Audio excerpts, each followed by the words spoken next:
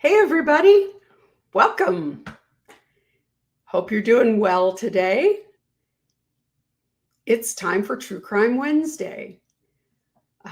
My name is Lori Hellis. I'm a retired criminal attorney, and I've written a book about the Lori Vallow case.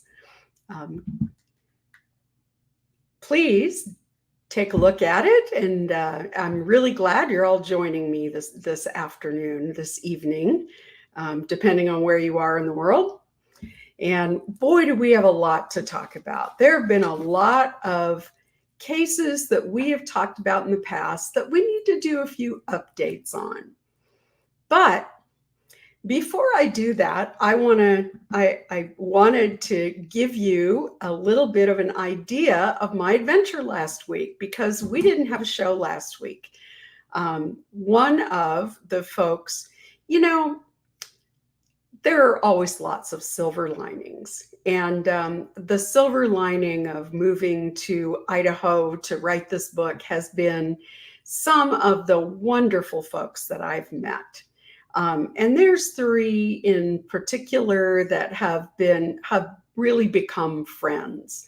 Cheryl and Julie and Jane. And so earlier this week, my friend Jane called me and invited me to go to McCall, Idaho. McCall is a little resort town right around on the banks of a large lake, mountain lake.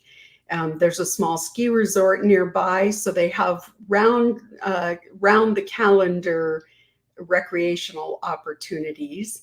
And I had not been there in forever.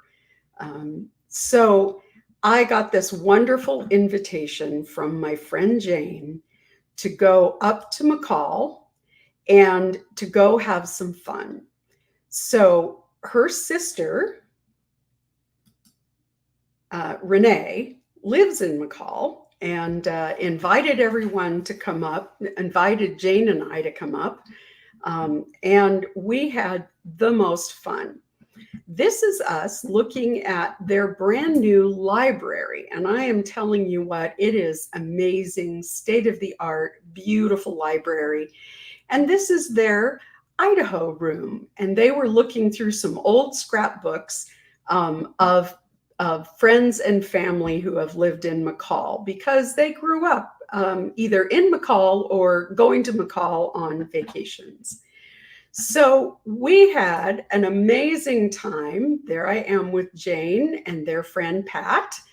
And we had an amazing time out kayaking, both on the river and on a lake called Little Lake.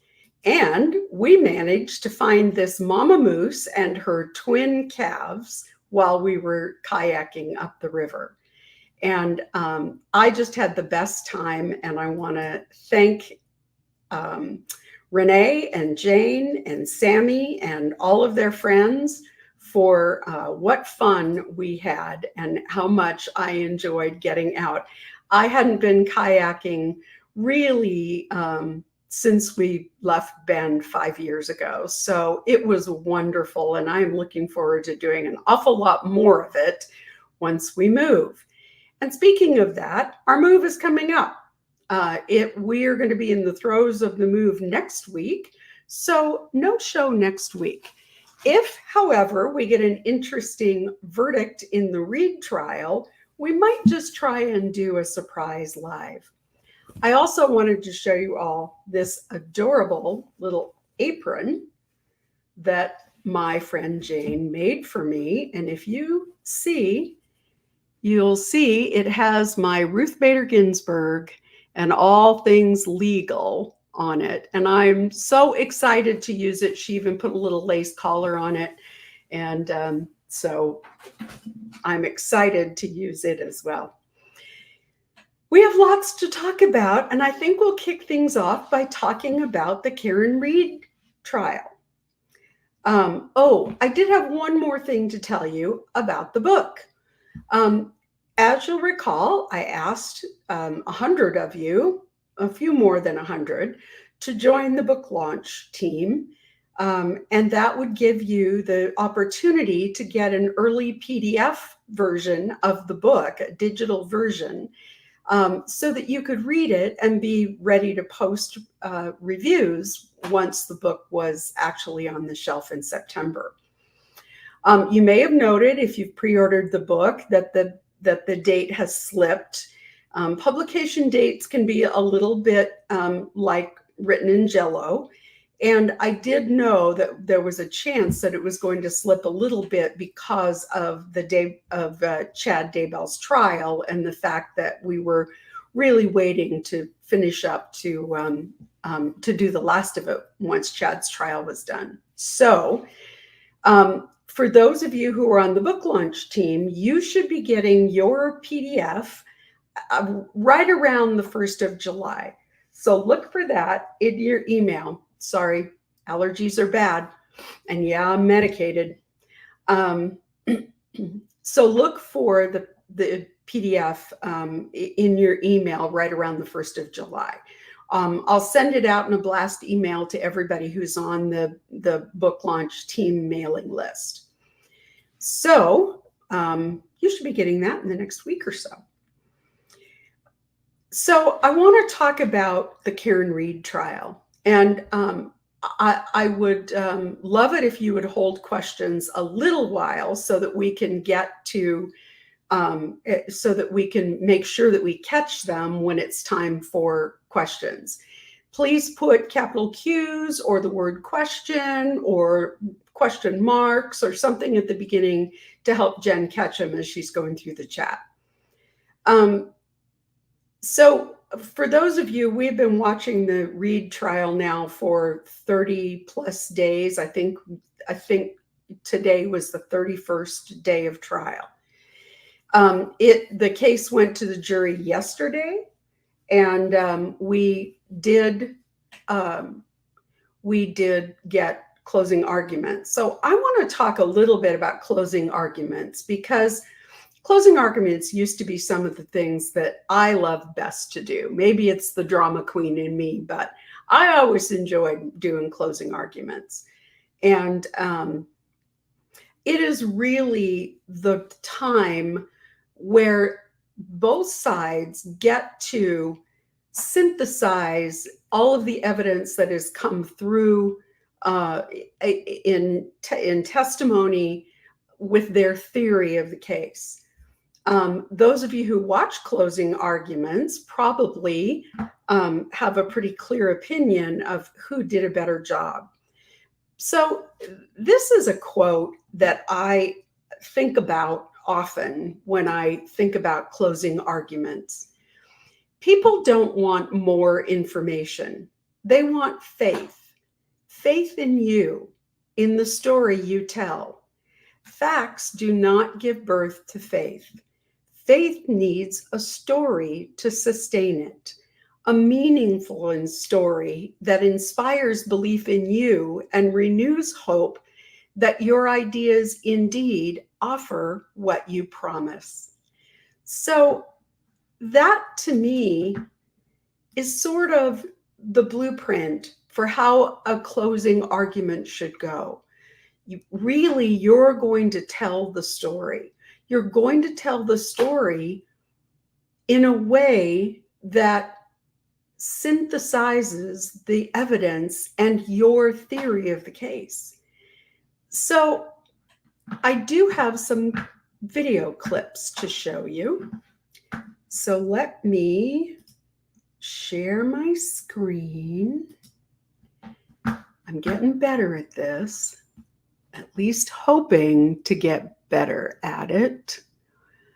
I hope this is the right, yeah, I hope this is the correct. Okay, this is Lally, and I think we'll go to him next. I wanted to talk about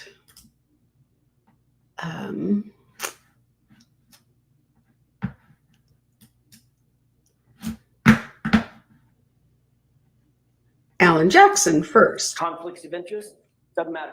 Just look the other way. Now, the thing that Alan Jackson did, which is really closing argument 101, is to have a theme. If you remember, during the OJ trial, we had, if it doesn't fit, you must acquit.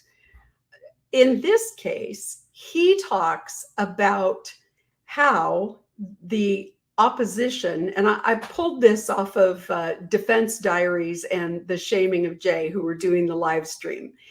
If you don't subscribe to them, you should. Bob and Ali Mata do Defense Diaries, and they are very experienced defense attorneys. Jay is a little bit more humorous approach, but he and the Matas have been doing a joint podcast or a joint YouTube broadcast of the Reed trial and offering lots of analysis. And so I highly recommend it. But what I wanted to show is that Alan Jackson came up with this look the other way. So magic hairs, magic glass, look the other way. Late night calls and Google searches, falsified affidavits, inverted videos, and butt dials galore. Just look the other way. That's what they want. That's what they're counting on, but the uncontrovertible fact is you have been lied to in this courtroom. And your job is to make sure you don't ever, ever look the other way. So you can see that he really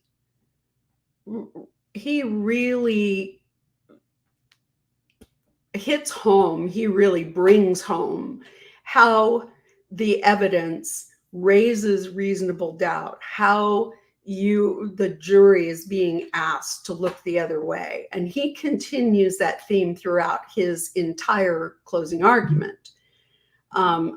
He does a very good job of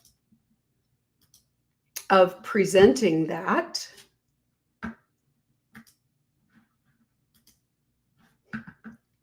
And then we have in regard to Lally. when he gets picked up. Mr. Lally, 5 minutes.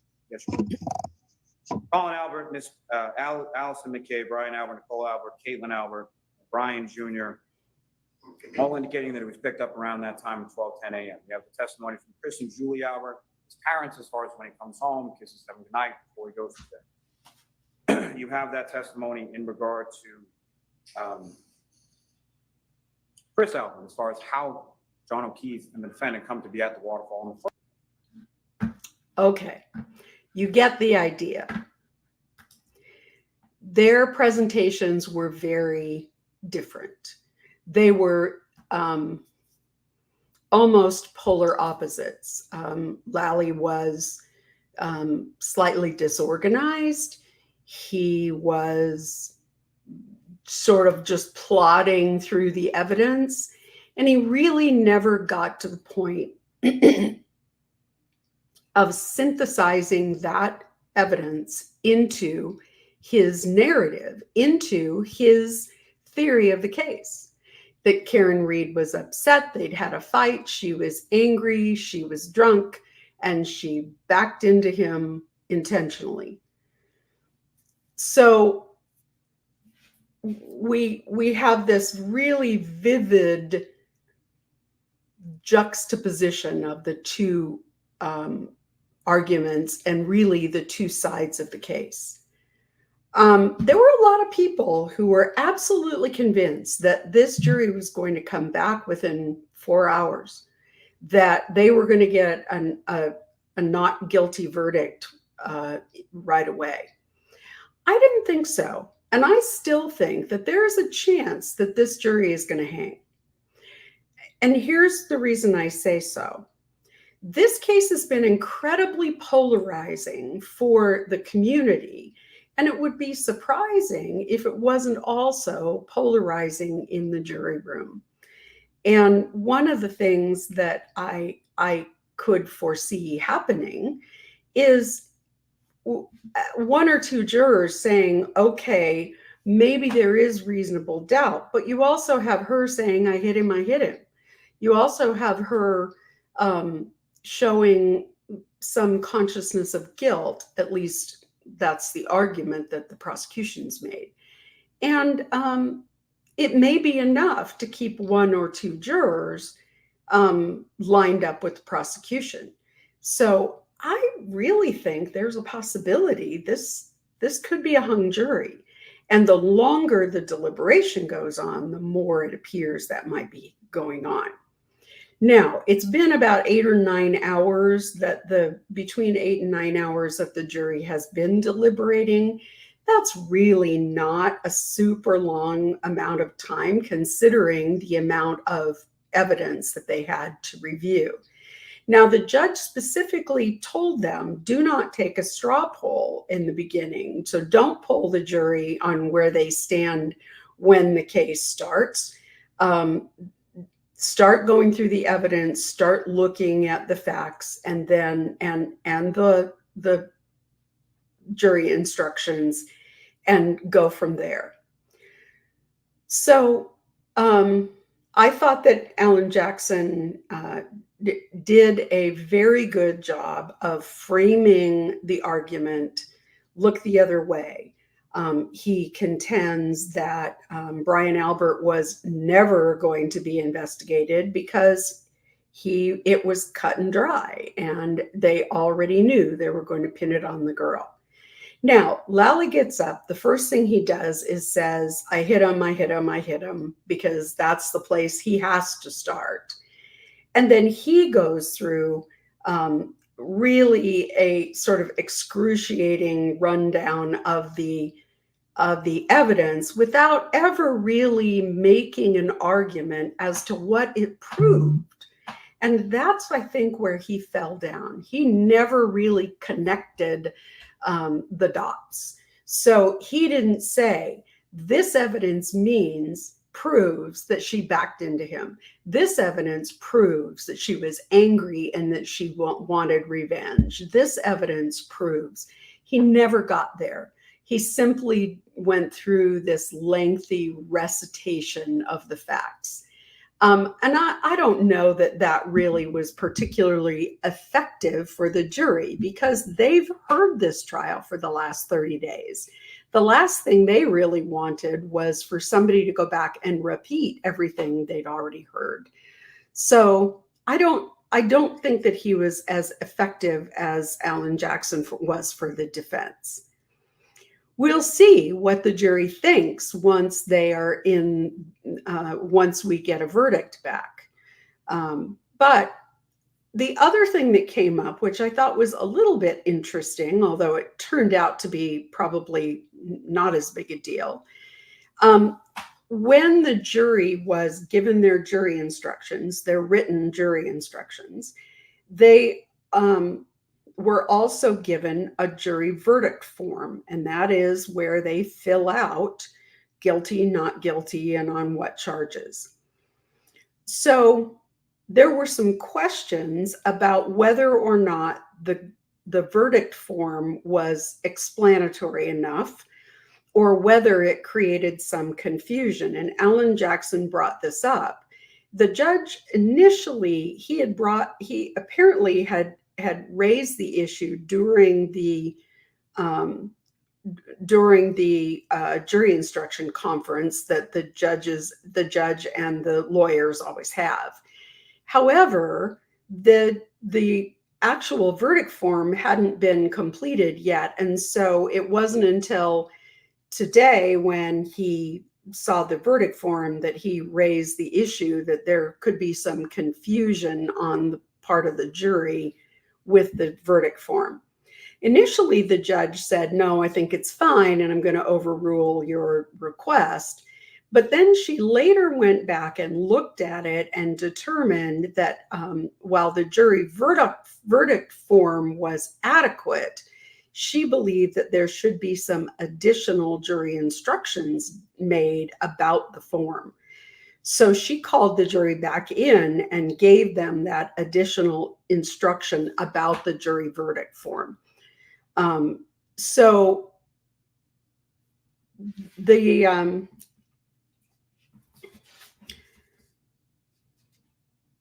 I don't know that it is all that surprising that it has taken a while for the jury to consider their the evidence, and that 8 to 9 hours is really not that much deliberation time.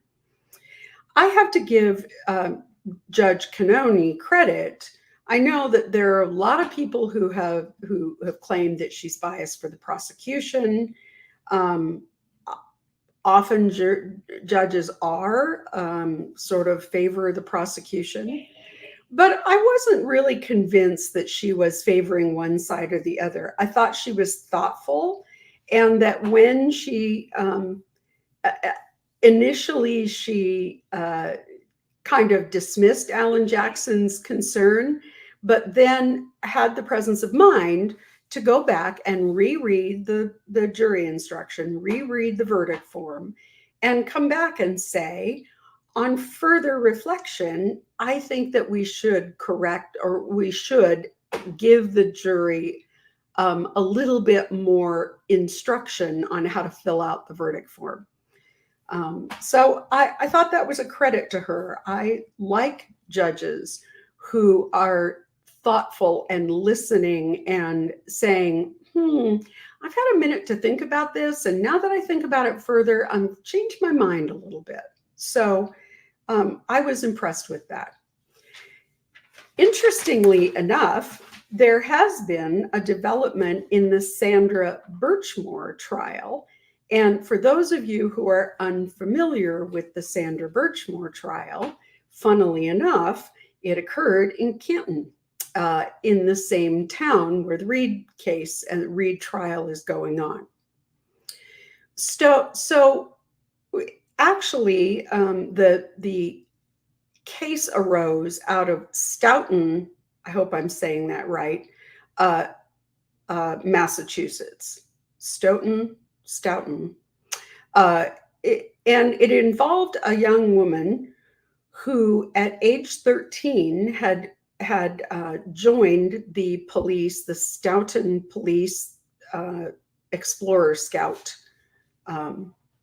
group, and was very interested in law enforcement. She was wanted to be a cop when she grew up, and was very involved in being a volunteer and an Explorer Scout. Well, she joined that Explorer Scout post when she was 13.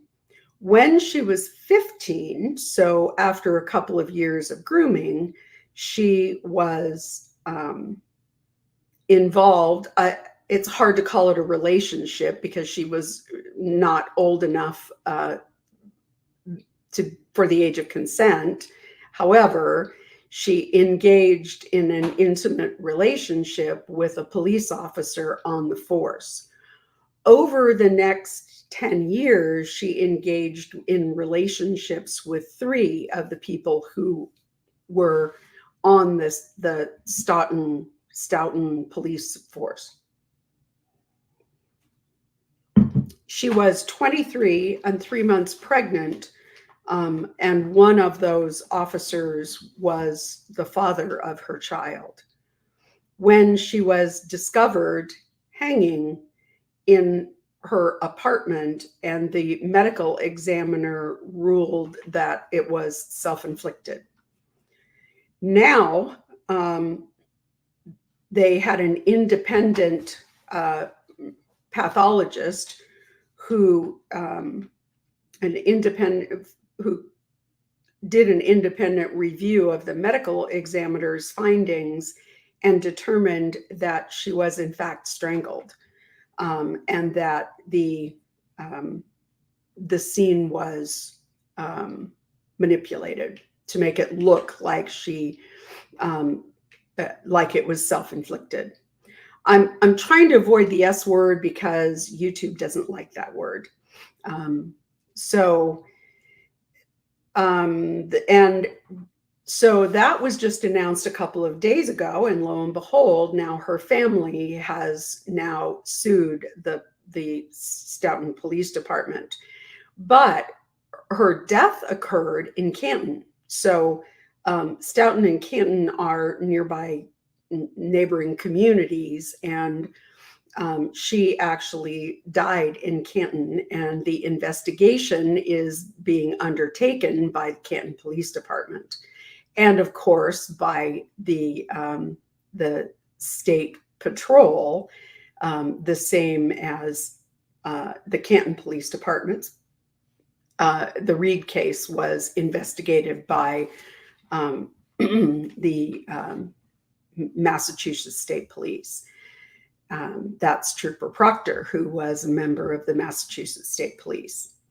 So that one is going to be an interesting one to follow, because we have seen some definite indications, or at least some suggestions of corruption in the Boston Police Department, the Canton Police Department, and the Massachusetts State Police. So that one will be an interesting one to continue to watch, looking to see what sort of developments are going to come out of the Reed trial.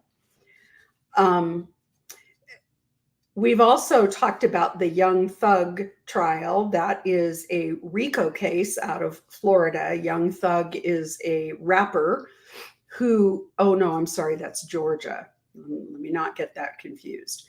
Is that right? No, Florida. Anyway, no, it's Georgia, because the Georgia, the judge is, yeah, it's Georgia. Sorry. Anyway, the star witness, who is a guy who goes by the name Lil Woody, was on the stand, and after having already been given immunity, he decided to invoke his Fifth Amendment rights, which led the judge to have a meeting with the prosecutor and Lil Woody and his lawyer without the defense present. So having an ex parte, meaning only one party present. And word got out that that had happened.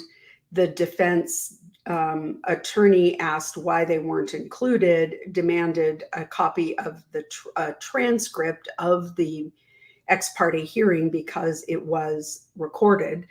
And the judge wound up wanting to know how he found out about the substance of what had happened in the judge's chambers, and ended up holding him in contempt and arresting him. So the judge then rescinded or revised his order and said, yes, you have to serve 20 days in jail, but you can do it on the weekends. The attorney then filed his wife, who is also an attorney, and the defense bar's strike team filed a motion with the Supreme Court, and the Supreme Court intervened and issued a supersedeas bond, meaning they put everything on hold until the Supreme Court decides whether or not the contempt was proper. In the meantime, this attorney and many other defense attorneys, because there are many co-defendants in this case, it's a RICO case, have moved to have the judge disqualified, and he keeps denying disqualifying himself. So that one is going to continue to be really fascinating to watch. And there is a hearing on July 1st to determine whether or not all of the people who were involved in that ex parte hearing are going to be held in contempt for releasing the substance of the meeting. So I kind of predict that the Supreme Court, the Georgia Supreme Court, is going to intervene, but we'll see. There have been a lot of conversations about, once again, just like Massachusetts, there have been a lot of suggestions of corruption within the Georgia court system. There have been ongoing complaints about Prosecutor Fonnie Williams, and her misuse of official funds. There have been lots of complaints about a judge that was recently, a probate judge that was recently removed after she was arrested for punching a cop during an altercation outside a bar. So there seems to be some issues going on in Georgia having to do with their judges and their prosecutors. So that one bears watching. Just to dip in very quickly to what's still going on with Lori Vallow, her Arizona case is still pending. Those are charges of conspiracy to commit murder for both Charles Vallow's death as well as the attempt on Brandon Boudreaux's life. The last time there was a hearing, the judge noted that her defense attorney just came on in April. I don't know whether that was an additional attorney or whether that was a replacement. It wasn't clear from the hearing. But the judge expressed concerns about whether or not the defense could be ready by the August 1st trial. However, Lori has not waived her speedy trial right, and I don't believe she's going to. I would be very surprised if she does. And so the judge asked for there to be a scheduling and status conference on the 1st of July at 8:30, and he required Lori to be there as well. There's also now a second hearing on the 2nd of July at 8:15. So I don't know what that one's about. But the initial one that was scheduled on the 1st of July was to inquire about whether or not the defense was going to be ready to go to trial. The bottom line is that if Lori does not waive, the judge really doesn't have much in the way of an ability to say to the defense attorney, I'm going to give you extra time. That it's constitutional. And so, I think Lori is hoping that the judge is going to violate her rights and that she will be able to overturn this, any conviction coming up on that one. And it certainly is the basis for probably the best argument on appeal in the Idaho cases. So we're waiting to see what will happen in that case. But the defense attorney was very clear that he had 100,000 pages of discovery and he'd been through about 8,000. So the judge said, well, keep doing your best. And that's the only thing the defense attorney can do when somebody says, I am not going to waive my speedy trial. So, there haven't been huge developments in the Bryan Kohberger case, but it does look like it's finally sort of moving ahead. The interesting development about that case is that journalist Howard Bloom has written a book called When Night Comes Calling. And of course, no one has seen the evidence at trial yet. So it's a little hard to write a book about the facts of this case when you haven't seen all the evidence. And some of it has been sealed. So he claims that Madison Mogen was the target of Bryan Kohberger. The families of the victims have put out a statement saying they believe it's pure fiction because they don't believe that he knows enough about the case to be able to have drawn that conclusion. And the 27th, which is tomorrow, at 10:45 is the next hearing. They are going to be talking about ongoing discovery issues, whether or not they're ever going to get the CAS data from the FBI. And there's some indication that the judge is going to be prepared to schedule a trial date. So, which I expect is going to be next summer, a year from now. So we'll wait to see, but at least it seems like something is moving forward. Now, the defense is saying that they're going to be continuing to file motions to suppress, and they're going to be filing other motions, including, I'm sure, motion to compel discovery, and that the continuing problems with discovery could lead them, as they did in the Lori Vallow case, to asking the judge to take the death penalty off the table. And the Vallow case presents some precedent for that. So we'll wait to see what happens tomorrow on that case. If you are interested in the Kohberger case, there's nobody better at it and better informed than Andrea Burkhart. Her links are in our show notes. She is an attorney from Eastern Washington. If you remember, Moscow, Idaho, and Pullman, Washington are literally just across the border from one another. So the University of Idaho and Washington State University are literally kind of like almost sister schools. And in fact, Bryan Kohberger was enrolled at the University of Washington.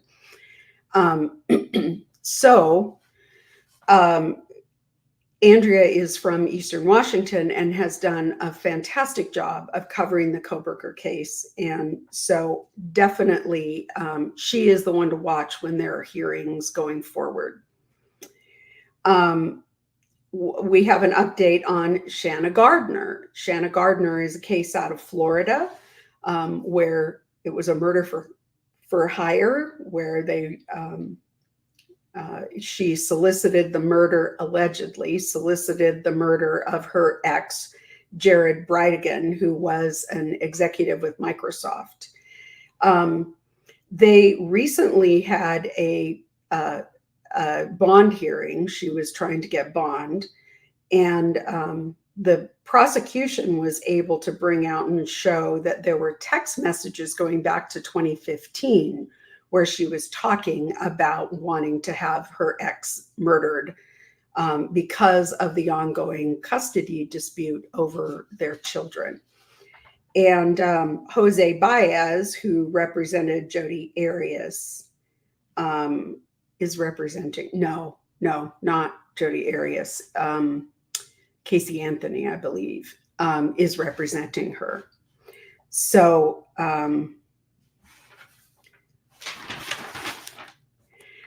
and now let's talk about Sarah Boon.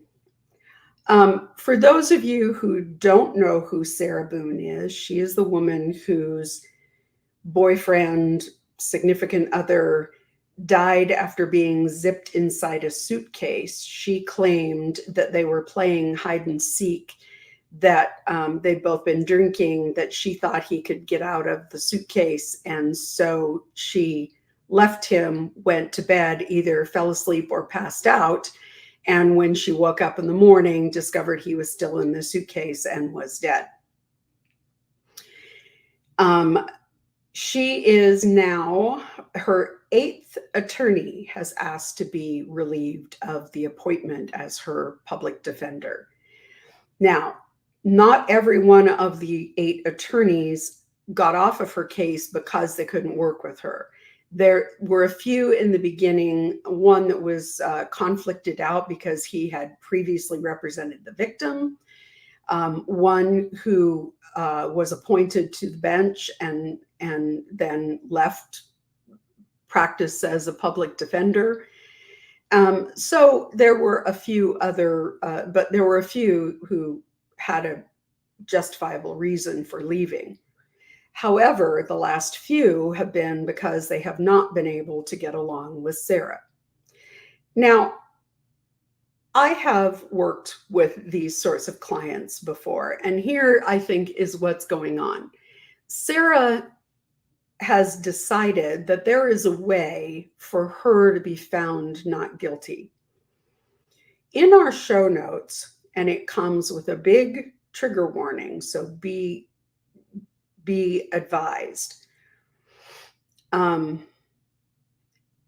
During the time that her victim was zipped into the suitcase, she videotaped him and videotaped herself taunting him and laughing at him when he said, "I can't breathe, let me out, I can't breathe." And that is a really, really hard fact to overcome. But Sarah has decided that there is a defense. Now, one of her lawyers was talking about sort of a battered spouse defense. I think that she is absolutely convinced that she can be found not guilty because she said it was an accident. No facts in the case bear out that it was an accident. It's very clear from the video where she's taunting him. It seems pretty intentional to me. So that is the problem when you are a lawyer and you say to a client, here are the facts of the case. I can do my very best to put on a defense for you and to do my very best to mitigate the consequences, but I can't change the facts of the case. I cannot change the discovery. I can't change the fact that you recorded yourself taunting this guy while he was zipped in a suitcase telling you he couldn't breathe. That piece of video is going to be shown to a jury, and a jury is going to form an opinion about whether or not you intended to zip him in the suitcase and leave him there. They're going to gather intent and decide whether or not there was intent from, in part, at least from that video. And that is difficult when you have a client who doesn't want to hear what they don't want to hear. They only want their lawyer to tell them what they want to hear. And their position is always, my lawyer is not on my side if the lawyer does not immediately take their side. And Sarah Boon keeps saying, but I'm innocent until proven guilty. And my lawyer doesn't believe I'm innocent. And that is the dilemma, because your lawyer doesn't always believe you're innocent. Your lawyer looks at the facts of the case and says, hang on, here are all of these facts, all of this evidence that does not support your story, that supports the prosecutor's view of the case. I cannot go into court and lie to the court and say my client is innocent. I can go in there and I can say my client is presumed innocent. I can go in there and I can try and refute the evidence that the prosecution is going to bring, but I can't change that evidence. I can't make that go away just because you say it's an accident. So I would say it's a personality disorder. I would say that it is an issue where she simply cannot hear what she doesn't want to hear. And that is really, really difficult. And she writes these long, this last letter she wrote to the court was 57 pages. And she goes over and over and over the same stuff. Why can't I get a bond? Why can't I have all my discovery? Why can't I? And so attorneys are often hesitant to give a client who is in custody all of their discovery because it ends up floating around the jail. And there is a lot of information you may not want floating around the jail.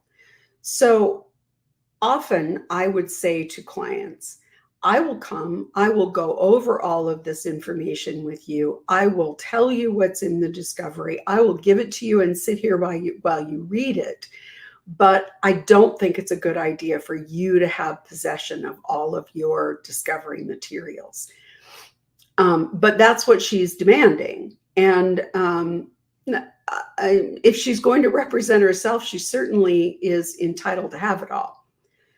What the last attorney said was she had spent more than 20 hours with Sarah, which is a lot of time to spend with a client, that she had listened endlessly to Sarah, and Sarah was upset with her because at some point the lawyer said, I'm not going to continue to have this conversation. We're not going to go over this ground over and over and over again. I hear you. But Sarah, I think, is one of those people who insists that if you don't agree with her, you haven't heard her.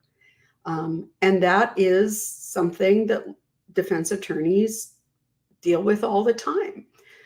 It is a very common thing with clients that if you don't agree with your client that that's the way the evidence should be interpreted, you're not on their side and you haven't heard them. And they will repeat over and over and over again to try and get you to agree with them. And you can say over and over again, I understand you feel this way. And you can repeat back to that person what they've said. I understand that you feel that you're claiming that this was an accident. I understand what you're saying, but I don't agree with you. And I don't think the evidence supports you taking that position. And that is what is going on.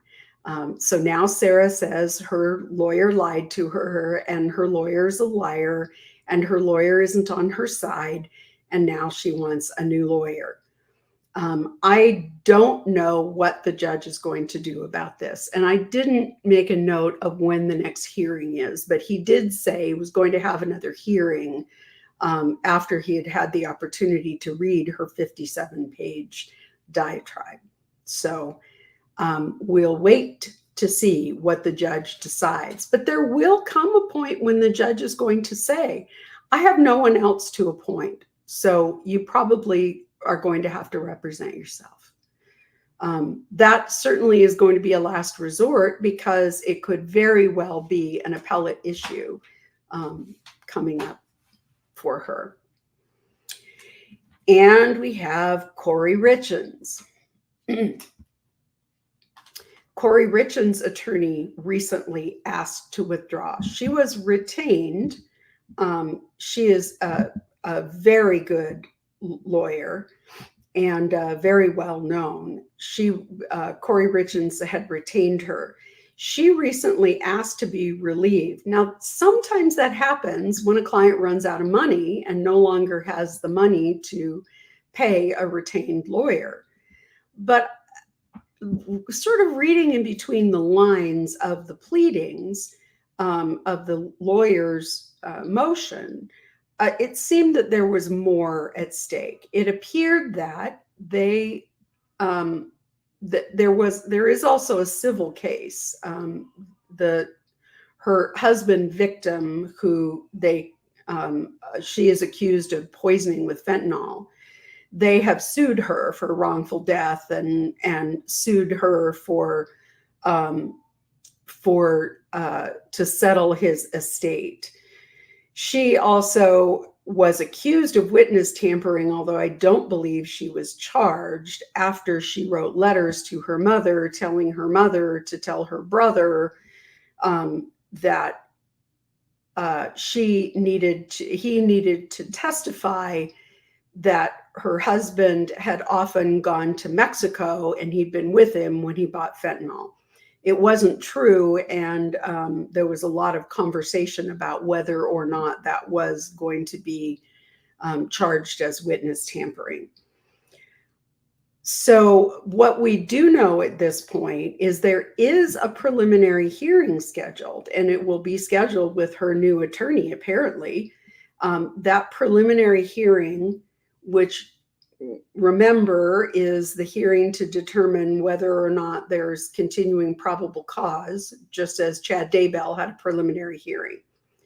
So the charges can be brought either by grand jury or by a preliminary hearing. At this point, it is scheduled for a preliminary hearing, August 26th through 28th.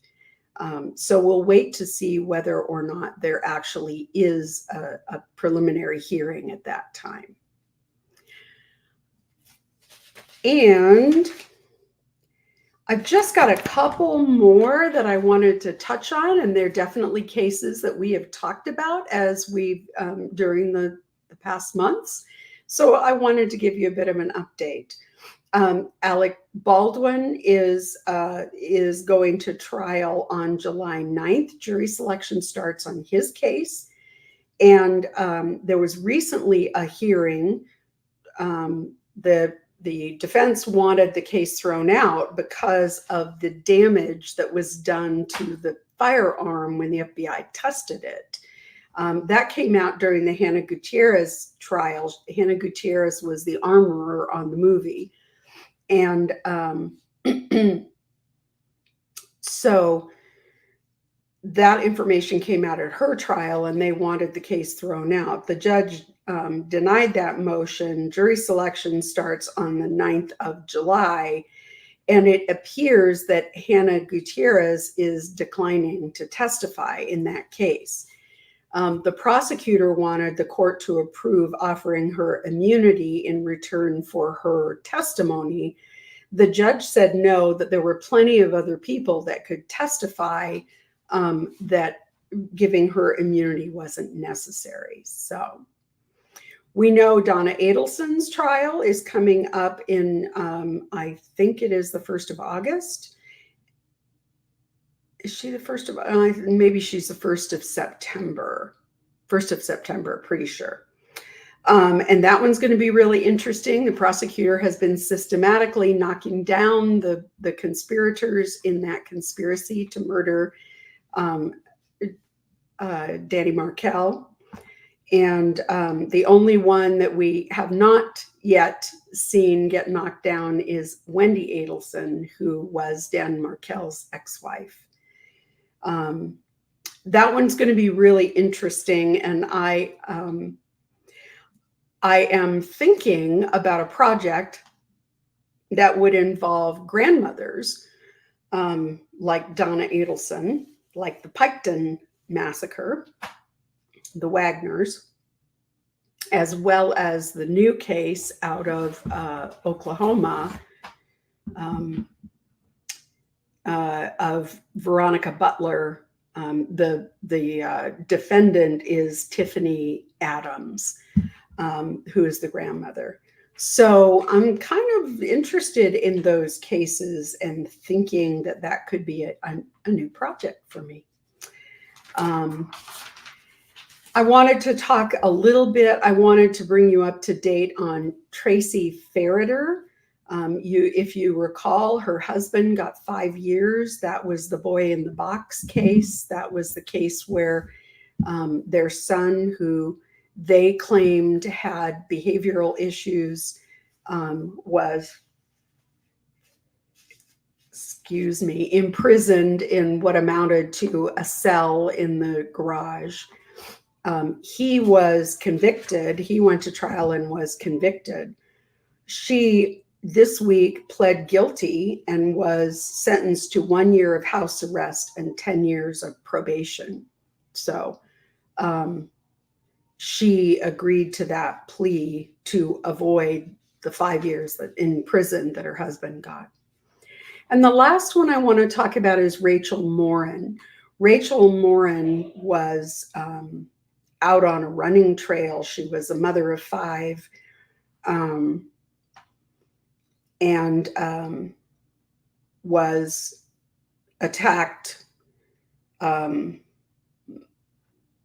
abused, and murdered while out on a running trail. The police discovered the perpetrator's DNA on her, and it was linked to a sexual assault out of Los Angeles. So for quite some time, the media was circulating a video, a Ring camera, a Ring doorbell camera of the suspect leaving the house where that sexual assault took place. And they were able to link that DNA to the LA crime, but they were not able to identify the owner of that DNA, either from Rachel Morin or from the assault in LA. And so it is yet another case of genetic genealogy, is what we're being told now, that led them to this suspect. And it turned out that he had remained in Maryland where the crime occurred, where Rachel Morin's crime occurred, and that he was arrested. Really sad. The police had a news conference announcing that they had arrested the suspect as Rachel Morin's mother, Patty, heard it on the radio as she was driving back from Kentucky, where her 3-month-old grandchild had just died of SIDS. So if you all have a little bit of extra kindness and prayer out there, please send it in the direction of Rachel Morin's mother, Patty Morin, because she's had the year from hell. No kidding. So that is my recap and wrap up for this evening, and we're ready to take some questions. Let's start with questions about Karen Read. So if you have questions about Karen Read, please throw them in the chat. While you are doing that, and while Jen is looking for questions, let me just say, I try and answer questions. I review the chat and review the questions in the comments section on YouTube just about every week, usually the day after the podcast. So I do look at your comments and your questions. If we don't get to your questions in the chat, if we miss them, if we run out of time, please post them in the comments and I will answer them. If, on the other hand, you're kind of more comfortable lurking and not really that comfortable posting in the chat, feel free to email me. Our email is in our show notes as well. There is a lot of information in our show notes, a lot of links to other creators, a lot of links to other stories. So if you haven't taken a look at our show notes, please do, because we've put a lot of information in there. And anytime we have things that we want to share, we drop them in there. Also, do not forget that we are still collecting origami crane quilt squares and folded origami cranes to create a gift for Kay and Larry Woodcock. We are going to complete a quilt, and you don't only have to do one. You can send more than one. The only requirement is that the square finishes at 6 inches and needs to be on a black background. The folded crane itself can be any color you like. The idea is that in Japanese culture, people often fold 1,000 cranes in memory of someone who has passed. And so we thought that would be a fitting way to honor Kay and Larry. So Beth Riggenbach, did you hear that the case of that young girl who was being abused by the 3 police officers in Massachusetts was highlighted by Court TV? I did, and I actually saw the Court TV, at least part of Vinnie Politan's recap of the case. I think that's great, because I think the more visibility, the better on this case. I think it is very interesting that the same players in Canton are involved in this case in the investigation, and that the nearby, I'm sure that I am saying it wrong, but Stoughton Police Department is actually where the officers are employed, and where Sandra was an Explorer Scout. But because her death occurred in Canton, it's the Canton Police Department that's doing that investigation, or not doing it, because I think initially the medical examiner ruled that it was self-inflicted. So the police chief did say that it is an ongoing and open investigation. So yeah. So I think we're all hopeful that something is going to come of that, and that Sandra's family are going to get some closure and some satisfaction.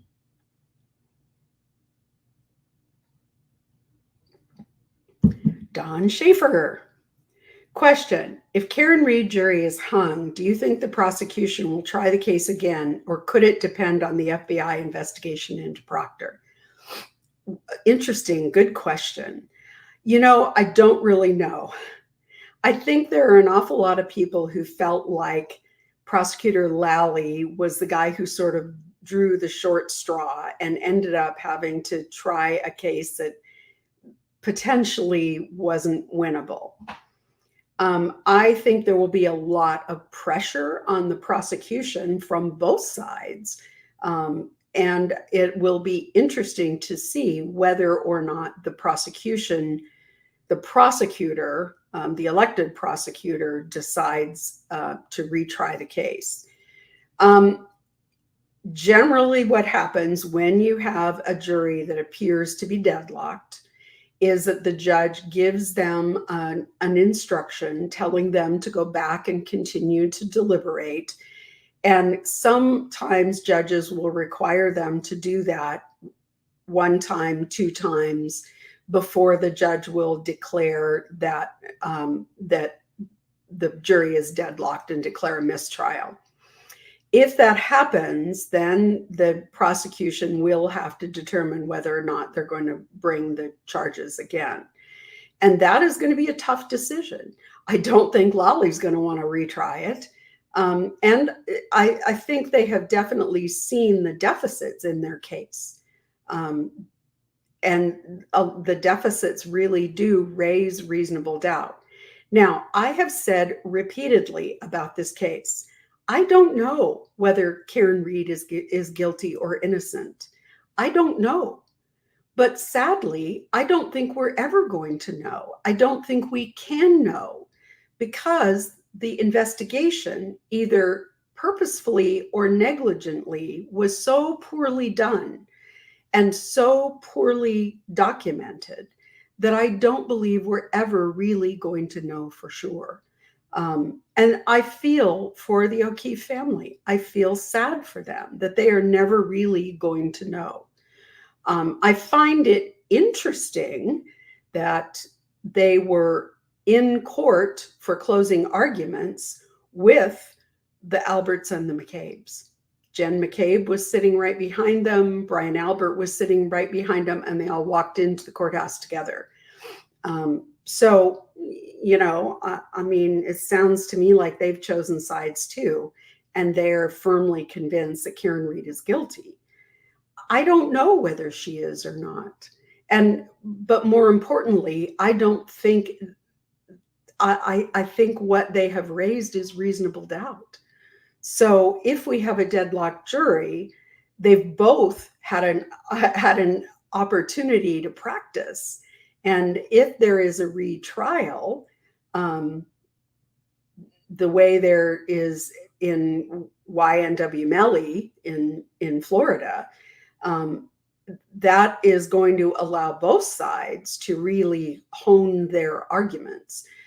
Very similar to Daybell in the fact that they had already done Lori's trial, so they'd already had a practice run at it. So when they tried Chad's trial, they certainly had refined their case. And I think that would be the case with both sides in Karen Read as well. So I guess I wouldn't be surprised either way. I don't know that the elected district attorney is going to be thrilled with the idea of allowing someone who may be a murderer to walk free. And I think that it may not be the most politically expedient thing for his constituents. And certainly that is always a question when you are an elected official. So he has to think about what his constituents are going to think. And if the electorate is going to be upset with him for the hung jury, then he probably will retry it. Good questions, guys. Tennessee girl, I think a lot of people have asked this question. How did this case get to trial? The FBI, Department of Justice experts with no dog in the hunt said no way that John O'Keefe's injuries were from Karen Read hitting him with her car. I don't disagree. I think that the two experts we heard from last, the medical examiner and the two engineers, the guy they call Crash Daddy, because everybody thinks he's very attractive, and his counterpart, who is the biomedical engineer, both said that they didn't believe that the damage to the car was caused by a human body, and they didn't believe that the damage to John O'Keefe's body was caused by the car. So I agree that it is going to be very difficult. And I think that given a second bite at the apple, the defense is going to come out swinging even harder on the botched investigation and the huge holes in their case. So I agree. I don't really, there are many people asking this question, me included. Why in the world did this case get tried to begin with? I think it's because it was a high visibility case and the prosecutor is an elected official. And sometimes it is the political realities that carry the day rather than the common sense ones. So it's unfortunate.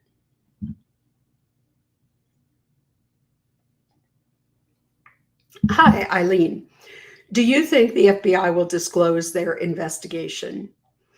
I think that at some point, if the FBI closes their investigation, and I don't know that it is closed at this point, I think if there are federal charges brought against Trooper Proctor, we certainly will see the evidence. If the FBI, on the other hand, says there's not really enough here to prosecute, then I don't know whether we'll ever see the full extent of the FBI's investigation. So a lot of it will depend on what their recommendations are.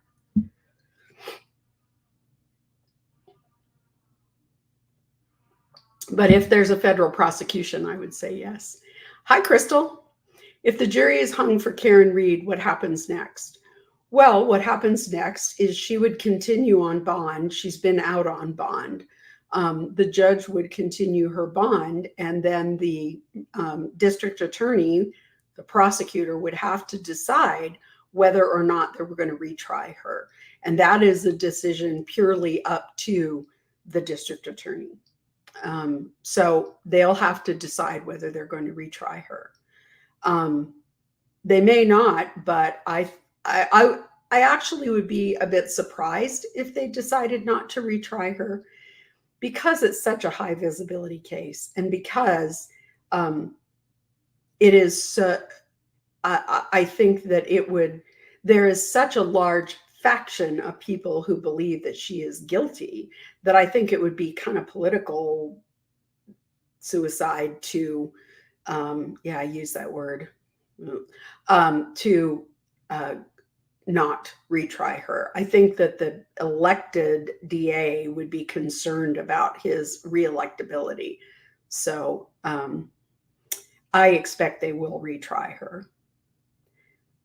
We don't know yet whether or not there's a hung jury.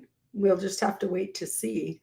But the longer it goes, the more likely it is that there's a dispute among the jurors that isn't reconcilable. Hi, Heather Marie. If the FBI charges Michael Proctor, could that have ripple effects to previous cases he worked, or would it be limited to just Karen's? Oh, no, it could have some serious ramifications all the way back. I mean, here's what I'll say. A defense attorney, if Michael Proctor is charged federally with misconduct, misconduct in his official duties, that absolutely will trigger a review of every case that he has been the lead investigator on. Most certainly that will trigger a review and should. I mean, we have seen cases where police officers have put away. Bob Mata was talking about a case, and I didn't catch the name of it, but it was a case where on the East Coast where a police officer put away more than 40 people on trumped up murder charges. And in many cases, they served 20 to 25 years of their sentences before they were exonerated. So I would not be at all surprised to see every case that Proctor has been the lead on be re-reviewed, and lots of appeals filed and lots of motions for new trials based on his misconduct. Because I don't think that you can say, well, this was an isolated event. I think it's more likely that Trooper Proctor has been massaging facts and massaging and manipulating investigations for a long time. And if I were the defense attorney, that's sure what I'd be arguing. How can we know that he hasn't been doing this in other cases? So, good questions. Jane Blackbird. If a jury says they are hung, can the judge ask them what the vote numbers are? It kind of varies from state to state, but in general, the judge can ask. The judge, and sometimes the juries will tell the judge, we have one holdout, or we have two people who are absolutely convinced that she is guilty, and the rest of us say not guilty, or vice versa.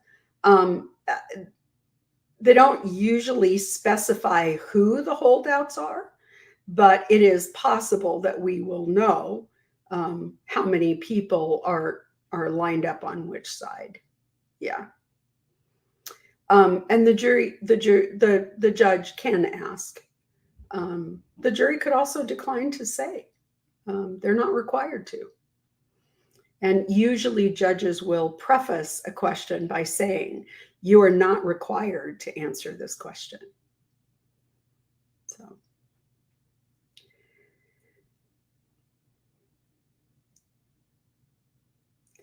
What have we got next? Hi, JJ. What do you think of Chad's mugshot? I think he was on some drug. I don't know. I do not know. It is a very strange mugshot. I don't know whether the person taking the picture said something funny and caught him. I don't know whether he is medicated. I don't know whether he's just the true Chad is coming out. I don't know. But it's kind of sad, really, that that's his public face. I mean, when people look him up online, that's the face they're going to get these days, and it's kind of sad. I felt a little bit bad for his family. Not really bad, but maybe a little bit bad. But I feel a little bit more sorry for the 3 kids that didn't testify in his behalf. Emma and Garth, I'm not so sympathetic of. So crazy. Carolyn Bristol, has Sarah Boon ever had a psych evaluation? I'm certain that she has, and I think that we've heard it come up during some of the hearings. I think it came up when one of her attorneys was trying to use the battered spouse defense. So I think she has. Psychological evaluations are not discoverable and not releasable. So they can't be released to the public. They are considered private information. And in general, the only reason they are disclosed to the other side is if either party intends to introduce them at court or intends to call an expert to comment on their evaluation. So in most cases, they are not admitted other than for those reasons. So I'm sure she's had a psychological evaluation. I'm sure that at least one of her attorneys asked for an evaluation because they had potentially had concerns about her competency. She's not incompetent. She knows what is going on. She is just one of those people who, once she decides something, doesn't back down. And she has decided that she has a defense. And she is not going to take no for an answer. If Sarah Boon goes to trial without a lawyer, could it help with a possible appeal? So judges are extremely cautious about making a record when a person represents themselves, particularly in a serious case like a murder trial. So generally what would happen is that the judge would appoint a defense attorney to advise her, but she would be responsible for making all of the objections at trial, for arguing the law, and the defense attorney would strictly sit in an advisory capacity. So I think that the judge is going to do everything possible not to force her to represent herself, because I think that it could be an appellate issue if she is forced to represent herself. So I think the judge is going to do everything he can to avoid that. But there is going to come a point where there simply isn't anybody else available. And they may be there. I don't know for sure. But I think a judge will do everything they can, because when a person represents themselves, it certainly can be an appellate issue, particularly if that person continues to ask for a court-appointed attorney. However, most of the case law says that if you continually undermine your relationship with your attorney, you can't keep delaying your trial. You can't use it as a delay tactic to keep from going to trial. So firing your lawyer can't be used as a delay tactic. And there's some suggestion that that might be part of what she's doing, although I actually kind of doubt it. She complains all the time about the fact that it's been 5 years and her case still hasn't gone to trial. So, and she can't get a bond.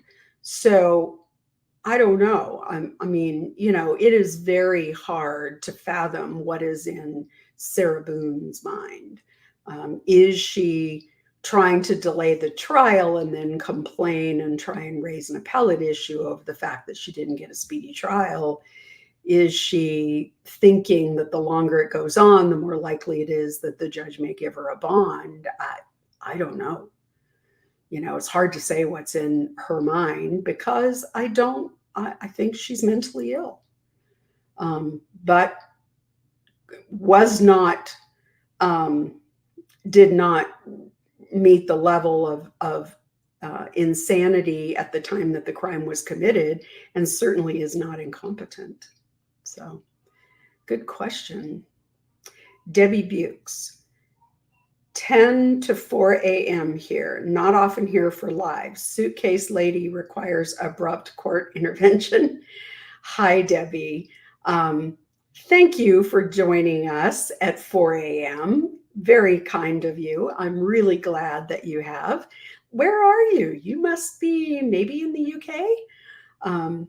But thanks for joining us. I know that it's not a perfect time for everybody, so I'm excited that you made it live. Suitcase lady requires abrupt court intervention.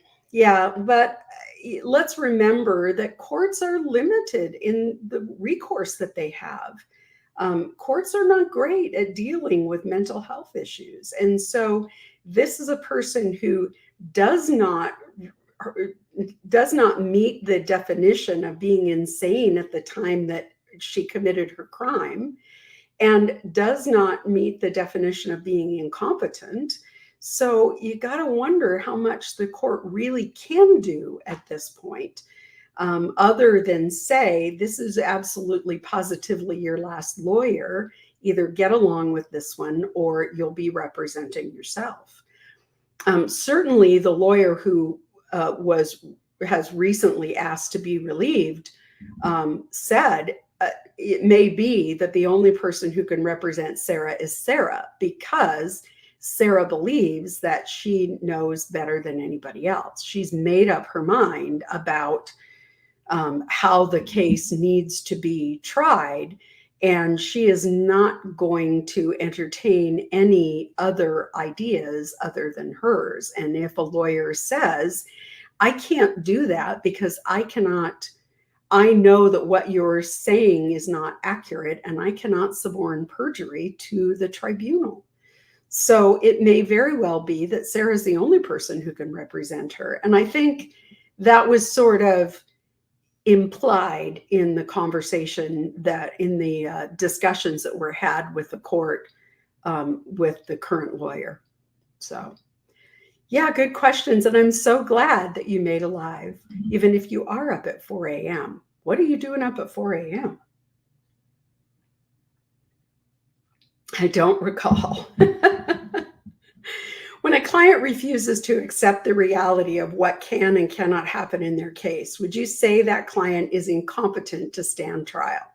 I don't think so, because the requirements to find someone not competent are very prescribed. You have to be you have to be in a situation where you really do not understand what a judge does, what their power is, what they're supposed to do. You don't understand the charges against you. You don't understand what your lawyer is trying to say. And it's very clear Sarah Boon understands what her lawyers are trying to say. She is just mentally ill to the point where she believes that she is the only one that has the accurate answer, and that she is not going to accept, I've heard you, but I don't agree with you, as an answer. She really is in that place of saying, if you don't agree with me, then clearly you didn't hear me, or you don't understand, or you're lying to me. And that is a very intractable form of mental illness. And it sometimes makes it impossible for a lawyer to appropriately represent someone, and yet they don't really meet the legal criteria to be declared incompetent. It is a dilemma. Hi, Tennessee girl again.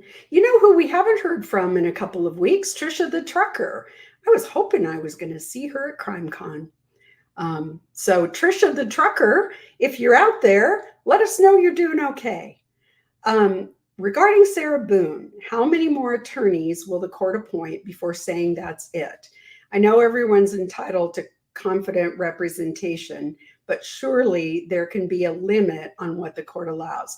Yeah, I think so. And I think they probably are at the point where the judge is going to say, this is your last chance. If you cannot get along with this lawyer, you will be representing yourself. And I think that the judge, there's no set number, but I think judges do get to the point of saying we've now reached the ridiculous stage. And it's very clear that Sarah Boon's not going to get along with any lawyer. And I think that's the point the judge is at, and saying, I'm going to give you one more chance, and that is the end. If you, for some reason, alienate this lawyer, or you create a conflict with this lawyer so this lawyer can no longer represent you, you will be representing yourself. I think that's where they're going.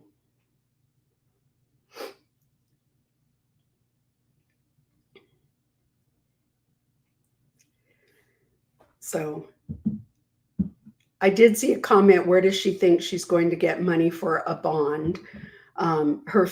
Her fans are quick with legal advice, but never send money. There we go. From Liz. Yeah, it's funny. She mentioned her fans in her trial, which I thought was a little weird. And yes, they are quick with legal advice. My understanding is that initially she approached her brother asking for help with a bond or with a third-party release. And her brother is in the military and in some sort of a sensitive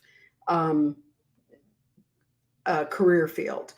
And so my understanding is that one of her lawyers told her that her brother had said he was concerned about his security clearance and concerned about his sensitive job if he got involved in posting bond for her. So, and maybe that was a gentle way of saying, oh, hell no, I'm not going to bail you out. But, there was at least that conversation about the fact that the brother wasn't in a position to help with bail. Any more questions?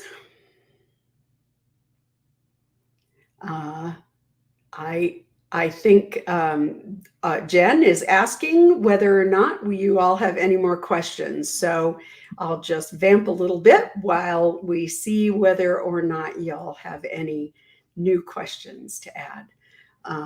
So I think that it is going to be a somewhat exciting summer because we are going to have Lori Vallow in Arizona. We also are going to have Donna Adelson in late summer.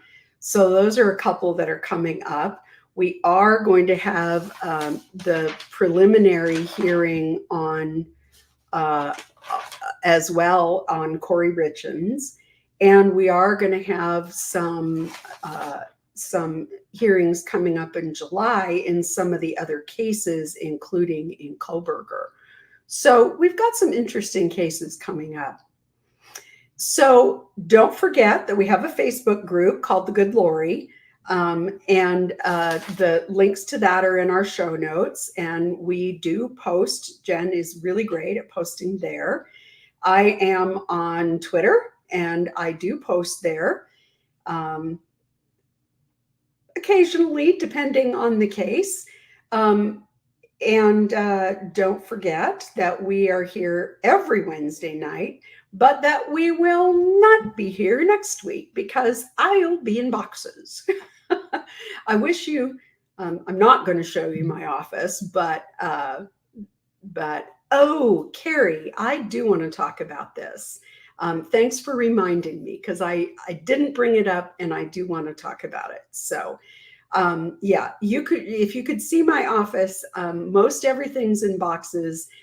Stuff is lining my hallway ready to be put in boxes. And so we're down to the very end of, packing the necessities and packing the pantry. So I be aware that we won't have a show next week. I will try and at least do a quick little surprise live on the Reed trial once that verdict comes in. Judge Boyce has decided to continue sealing the documents in the Lori Vallow case. So he issued 2 orders, and one of them I don't necessarily disagree with. The one that I don't really disagree with is the order that he issued sealing the trial exhibits. And I don't disagree. The trial exhibits were not displayed on the screen in Chad's trial because the court did not want them made public. And I think that that is a respectful and appropriate ruling to say we are not going to release the trial exhibits that are that would be very difficult for the family to have and the victims to have out there circulating on the internet. My friends, I have seen my share of autopsy photos. I'm here to tell you that those are images that live and take up real estate in your brain for the rest of your life. I don't need any more of those in my brain. So I'm not one of those people who's in a big hurry to see or to get or to possess any of that information. But the judge continued to seal all of the documents and the proceedings in the court record. And I really disagree with that. The judge said that there is an ongoing need to keep the record sealed because of the potential appeals and motions to set aside and remand the case for resentencing. That's on Chad's case. So the judge has ordered in both case numbers, both Chad's and Lori's, that all of those documents remain sealed. Now, I have pulled up the court record, and I have pulled up the law, and will continue to do some research because I believe that the judge may be overstepping his authority in insisting that all of those records remain sealed. Now, where we get into a little bit of a sticky place is that the Freedom of Information Act exempts from FOIA the release of documents while there is a pending case. So if the Supreme Court were to interpret that as that includes appeals, then I think the judge is within his authority. But I want to be clear. I have never asked for autopsy photos. I have never asked for any of that that explicit information. I have never been interested in getting those. Now, there may be people out there who are, but what I wanted to know was why so many proceedings and so many documents early in the case were sealed, because I believe that they were covering up some prosecutorial misconduct. And I'm not going to stop believing that until I actually see the documents. So I am hopeful that I have not given up. Let's put it that way. I have not given up, and I will continue to pursue getting those records, even if it's years from now, because I think that's the right thing to do. So as we go forward, looking at new cases and considering new cases, I am going to be keeping that in the back of my mind, and definitely going to be continuing to pursue those documents, because I think there was some wrongdoing, and I think that's been covered up. And if for no other reason at this point than my own satisfaction, I would like to know. So, and I think all of you would like to know. And I think that it is incumbent on the media and the press to be that check and balance. So right now, Judge Boyce is insisting on keeping things sealed. I see Carrie asking, can that decision be appealed? There we go. I also have no problem with sealing the autopsy photos, but the documents are also an issue for me. I feel like he's sealing the documents to cover up misconduct. Yeah, I agree completely, Carrie. And I am going to continue to pursue it. If he thinks that I'm going to give up, he doesn't know me very well. So I think there is a point at which his decision can be appealed, but we're not there yet. I think that he has to continue to deny motions to unseal. So one of the things that is on my to-do list once my move is over is to go through and to file a very, very specific motion asking for specific documents to be unsealed. And that may very well, because the court database is so terrible and so inaccessible unless you are in the courthouse, it may actually require me to come and spend some time parked at a terminal in the courthouse to get that data, but I will continue to pursue it. I do free the good documents. Yay, Carol. I love that. I do want to let everybody know that we are starting to set up some book signings and some book appearances in October. So I will have a book signing going on in Bend, Oregon, in my hometown at Roundabout Books that I'm excited about. But I also am going to have a book signing at Powell's Books in Portland. Actually, I will be signing at the Cedar Mill outlet at Powell's Books. For those of you who don't know what Powell's Books is, they are the largest new and used independent retailer in the country. And they take up an entire, their flagship store in downtown Portland, Oregon, takes up an entire block, city block, and is 4 stories tall. It is the most amazing bookstore you have ever been in. They buy and sell used books and sell new books. And if you have never had the opportunity to spend an afternoon at Powell's, I highly recommend it.